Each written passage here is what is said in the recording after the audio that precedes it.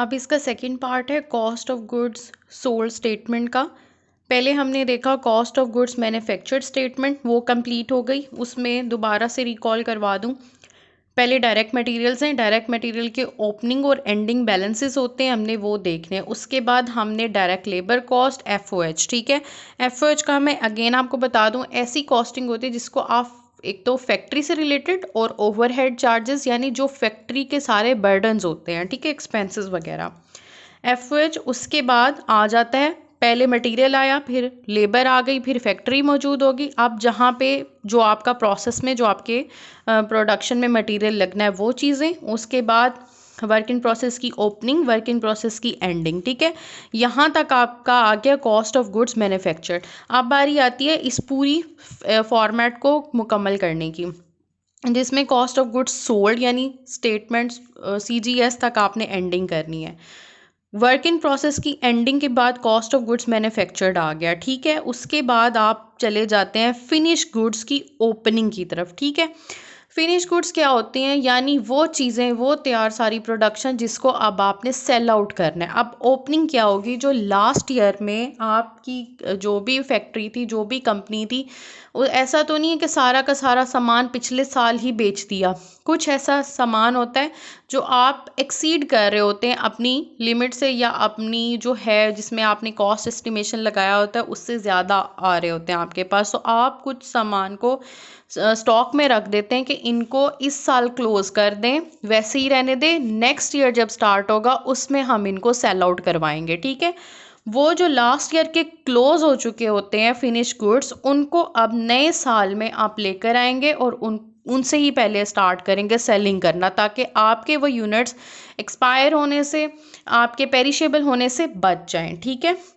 हमने सपोज कर रहे थे पहले सारी अमाउंट्स। अब है फिनिश गुड्स की ओपनिंग। ओपनिंग की मैंने अमाउंट लिख दी 40,000, ठीक है। अब जब कॉस्ट ऑफ गुड्स मैन्युफैक्चर्ड 5,10,000 में मैं ऐड करूँगी फिनिश गुड्स की ओपनिंग 40,000, तो मेरे पास आ जाएगा 550, ठीक है। इस अमाउंट को मैं नाम दूंगी cost of goods available for use, ठीक है।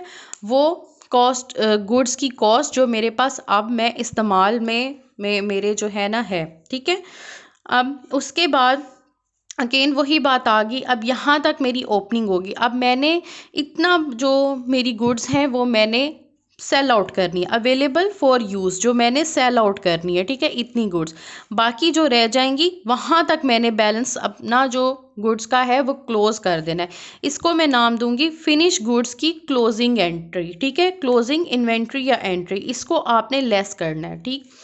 ये फिनिश गुड्स वो होंगी जो आप नेक्स्ट ईयर इस साल क्लोज कर लेंगे। इन क्लोजिंग को आने वाले नए साल में आपने इनको सेल आउट करना है सबसे पहले, ठीक है, सबसे पहले सेल आउट करेंगे। इसकी अमाउंट जब मैंने लेस की 4,50,000 की, तो मेरे पास जो अमाउंट आई 1 लाख की, ये मेरे पास बनती है कॉस्ट ऑफ गुड्स सोल्ड की स्टेटमेंट, ठीक है, फॉर द ईयर एंडेड दिसंबर 2019। यहाँ तक मेरा बैलेंस मुकम्मल क्लोज हो जाता है, ठीक। अब रही बात कि कुछ जो क्वेश्चंस आएंगे, जिसमें मैंने ये बताया था कि डायरेक्ट मटेरियल में और भी सारे एलिमेंट्स होते हैं। अब वो देख लेते हैं कि कौन से एलिमेंट्स होते हैं। आपने जो भी डायरेक्ट मटेरियल जो है वो यूज़ करेंगे, आप उसको देखें। डायरेक्ट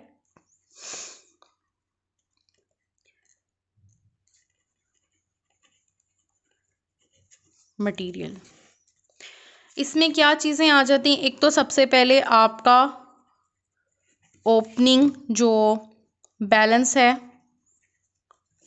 वो, उसके बाद इस ओपनिंग बैलेंस की अमाउंट जो भी है मैंने वो लिख देनी है।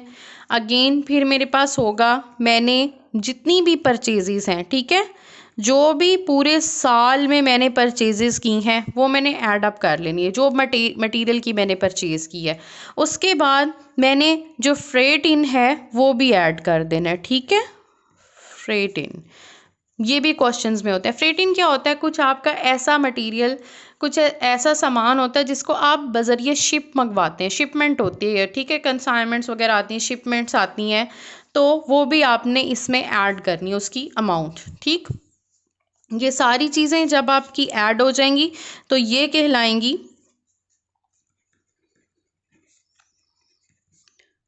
Total cost of purchase. ठीक है, ये सारी अमाउंट। उसके बाद अब ये सारी परचेजेस जो सिर्फ अभी ख़रीदारी जहाँ जिस ज़रिए से जिस रिसोर्सेज से थी, जो भी सोर्स था आपका उसमें मेंशन कर दिया, वो परचेज़ की बात आ गई। अब होता है ऐसे है कि हम बाज़ का कुछ ऐसा सामान ले लेते हैं जिसमें से कुछ पेरिशेबल भी होता है, कुछ ख़राब भी होता है, कुछ एक्सपायर भी होता है। तो उन परचेज़ में से हमने वो ख़राब सामान अपने पास नहीं रखना, उस सामान को हम रिटर्न भी करते हैं। ठीक है, परचेज रिटर्न का नाम देंगे। अब जो चीज़ वापस होगी वो हमने यूज़ तो की नहीं ना, हम उसको अपनी बैलेंस शीट वगैरह कहीं पे आप मेंशन करेंगे, उसको आप लेस करेंगे। जो सामान आप वापस कर रहे हैं उसकी अमाउंट आपने नहीं लिखनी, तो वो तो हमारी चली गई, उसकी अमाउंट हम लेस कर रहे हैं।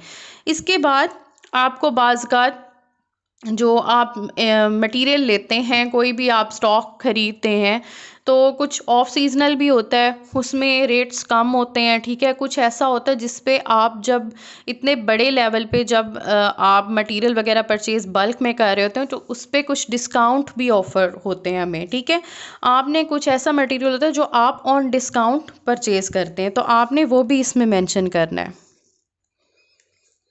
परचेज डिस्काउंट, उसकी अमाउंट फॉर एग्जांपल ये लेस करनी है। फॉर एग्जांपल 100 रुपये की एक चीज़ मिल रही है मुझे, तो उस पर मुझे जो है 20 रुपये डिस्काउंट पड़ रहा है। तो जो मुझे 100 रुपीज़ पे 20%, 100 रुपीज़ पे 20% जो डिस्काउंट मुझे आएगा, मैंने वो अमाउंट यहाँ पर लिख देनी है परचेज डिस्काउंट में, उसको मैं लेस करूँगी। ये जो दोनों अमाउंट्स होंगी ये मेरी कहलाएंगी नेट परचेजेस। ठीक है, नेट परचेजेस। अब अगेन इसके बाद वापस वैसे ही चलते हैं जैसे आ रहा है, जो मटेरियल अवेलेबल फॉर यूज़।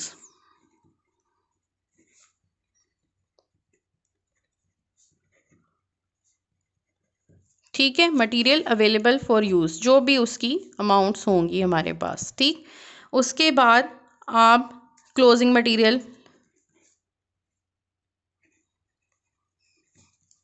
की तरफ मूव करेंगे। क्लोजिंग मटेरियल की जो भी अमाउंट है वो आपने लेस कर देनी है।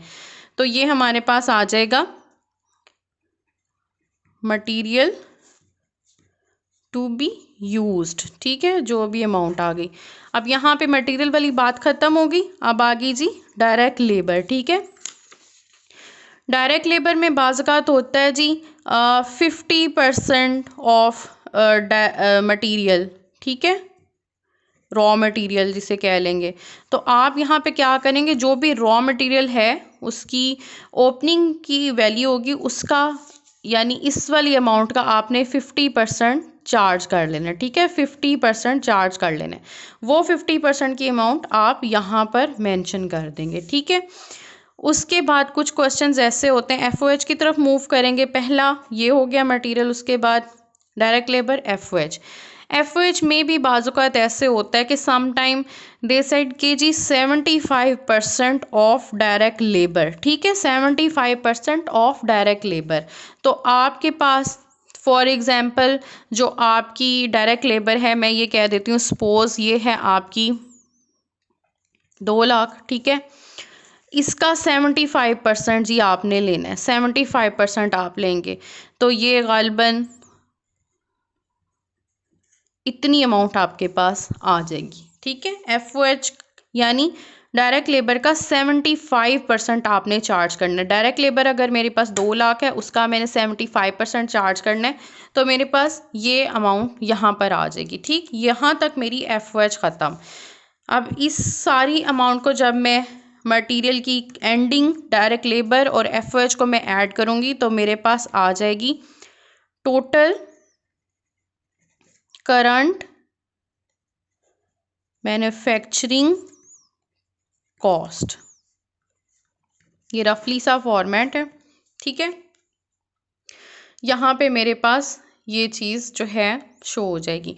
आगे वैसे ही हिसाब है, उसी तरह मूव करेंगे। मैन्युफैक्चरिंग कॉस्ट यानी करंट पीरियड मैंने यहाँ पर मेंशन कर दिया, टोटल करंट मैन्युफैक्चरिंग कॉस्ट, ठीक है, उस करंट जो स्पेसिफिक पीरियड है उसकी कॉस्ट। आगे उसी तरह वर्क इन प्रोसेस इन्वेंट्री, उसके बाद वर्क इन प्रोसेस एंडिंग, फिर फिनिश गुड्स और फिर फिनिश गुड्स की क्लोजिंग।